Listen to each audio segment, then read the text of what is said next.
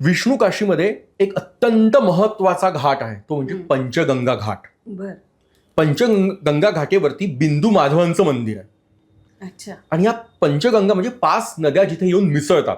यमुना, सरस्वती, गंगा तर आहेच, पण धूत, पापा आणखी एक नदी आहे जी मला आता आठवत नाहीये. अशा 5 नद्या तिथे येऊन त्यात एकरूप होतात गंगेमध्ये. आत्ताच्या काळात त्या डोळ्यांनी दिसत नाहीत, पूर्वी दिसायच्या. सो म्हणून त्याला पंचगंगा घाट नाव आहे. एक अत्यंत सुंदर घाट हा स्नानासाठी. बर.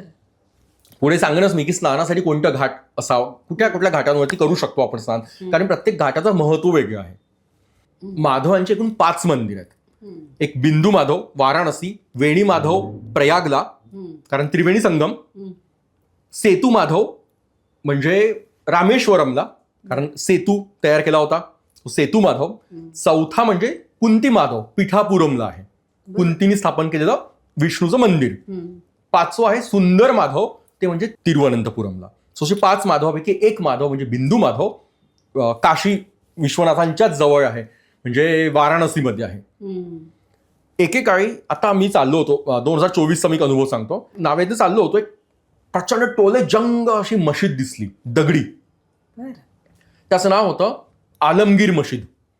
आणि मग तिथून जवळच माहिती विचारत गेलो की बिंदू माधव दर्शन तर करायचंय म्हटलं, कारण 4 माधव झालेत, हेच एक बाकी आहेत. सो मग बिंदू माधव शोधत गेलो आम्ही.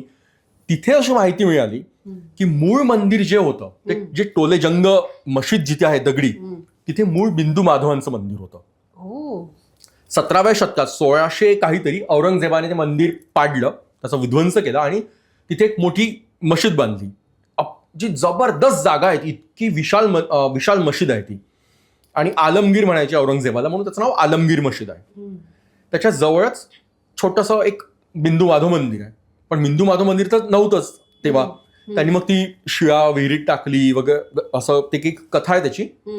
पण मग हे मंदिर बांधलं कोणी, आणि तेव्हा जे त्यांनी नाव सांगितलं, माझ्या अंगावरती रोमांच उठले. कोणतं नाव असेल? जिवंत शिवाचं रूप जे होतं महाराष्ट्रात जन्म घेतलेलं, गणपती, भूपती, अश्वपती, राजाधिराज छत्रपती शिवाजी महाराज, त्यांनी ते मंदिर बांधलंय बिंदू माधवांचं. जे छत्रपती शिवाजी महाराजांनी जीर्णोद्धार केलाय बिंदू माधव या मंदिराचा. तिथे पण शिवाची मंदिर आहेत, पण मूळ स्थान ते विष्णूंचं आहे. म्हणून शिव, विष्णू, हरी हरी कायम सोबत असतातच. असे घाट झालेत पुढे की मग सिंधिया घाट, चेतसिंग घाट, असे अनेक घाट करत घाटाघाटांचं पाणी स्नान करत अनुभवत आपण येतो मणिकर्णिका घाटापाशी. खूप क्युरिओसिटी आहे अगदी. आता इथे विष्णू काशी संपते आणि मणिकर्णिकेपासून सुरू होतं शिवकाशी. इथला संपूर्ण भाग म्हणजे शिवाने व्यापलेला, अख्खी काशी शिवाची आहे. आणि असं म्हणतात पण की शिवाच्या त्रिशूळावरती ती काशी आहे, तर अख्खी काशी शिवाची. पण इथून खास शिवकाशी सुरू होते मणिकर्णिका घाटापासून. आणि पहिल्यांदाच आपल्याला दिसतं ते म्हणजे महास्मशान. त्या स्मशानावरती वर्षानुवर्षे, शेकडो वर्षे, हजारो वर्षांपासून शव जळत आहेत. ते त्याला शेवट नाहीये. आणि तिथले वाईब्स ऍक्च्युली जबरदस्त आहेत. महास्मशान, तिथे महास्मशान नाथ म्हणून मंदिर आहे शिवाचं. महास्मसान काली नाव आहे तिचं. अरे बापरे. ते बघताना सुद्धा अंगावर काटे येतात. मसान काली असं त्यांचं म्हणतात. म्हणजे नॉर्मल लोक सुद्धा इथे दर्शन घेऊ शकतात या सगळ्या गोष्टीचं.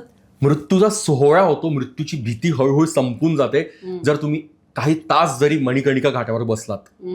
कारण तिथे सामान्य लोक बसतात, ते चहा मॅगीचे स्टॉल तिथे आहेत. तिथे चहा मिळतात, त्या मातीच्या याच्यामध्ये कुल्लडमध्ये चहा पण मिळतो तिथे. पण एनर्जी काय सांगू शकते किंवा एनर्जी फील कशी होते आणि कशी वेगवेगळी एनर्जी, ऊर्जा असते हे तिथे गेल्यावर कळतं. विष्णू कांची म्हणा किंवा आपण विष्णू काशीतले आपण सगळे घाट बघतोय, एक वेगळी ऊर्जा आहे. किंवा अलीकडून जर आपण येतो आहे, वेगळी ऊर्जा आहे. पण जेव्हा त्या मणिकर्णिका घाटावरती येतो, कुठेतरी एक वाईब्स जाणवतात, थोडं नैराश्य, थोडं हेवीनेस जाणवतं तिथे.